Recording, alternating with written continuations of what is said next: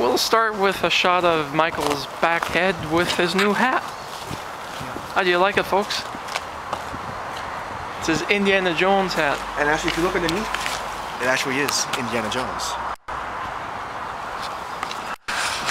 So here we are over at Crystal Palace, going to go see From Paris with Love. And tomorrow to go see Avatar 3D. Early morning matinee with a couple of his friends. Two female friends from what he's explained to me. And no, it's not a date. I kind of wish, but it's not.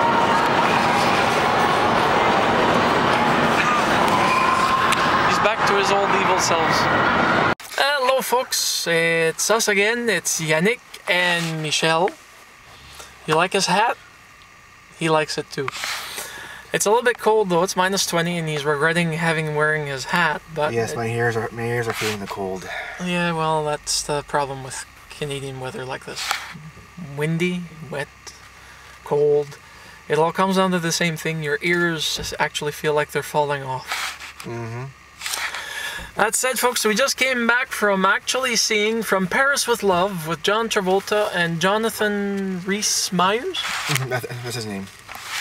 And you have to go see it. It's actually worth the actual movie shot over in theaters. Oh wait, we'll take an interlude. You see this poor guy? Look at the distance between this damned behemoth and his vehicle.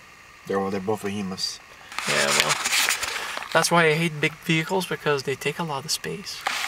Yes. Yes. They're so inconsiderate. Yes, they are. Now, being inconsiderate has nothing to do with this movie, so let's move on with the subject matter, shall we? Mm-hmm. The actual movie itself is actually a terrorism-based film, although you have to watch it to get the feel of it. Luc Besson directed the movie, and as usual, as per Luc Besson's past directorial history, he's actually did something that actually was very, very amazing.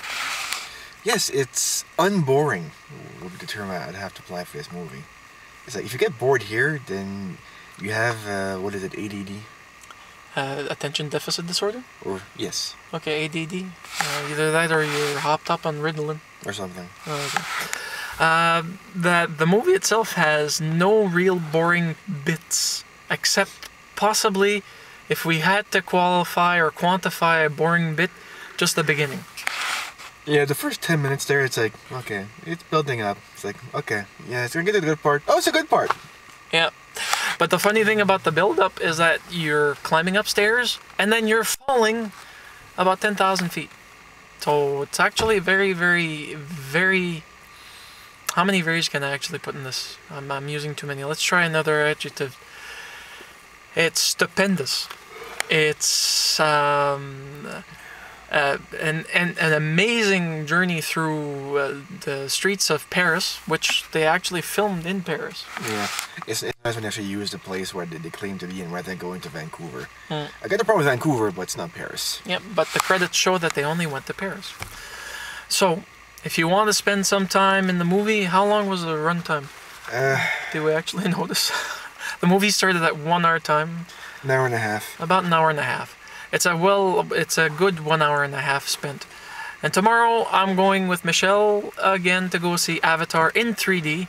It's still playing at theaters, and we think it may be at the only 3D theater that's available in Moncton, which is kind of making us edgy, because Alice in Wonderland is also coming out in a month or so, and it'll be available in 3D, but we may be forced to watch on a regular screen. Boo. We'll soon find out. We can always ask the people. The people know.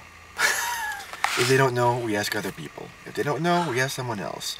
If they still don't know, we go away, figure fuck off, go to bed. Oh, okay. So with that said, folks, me, it's an absolute 2 thumbs up for the movie.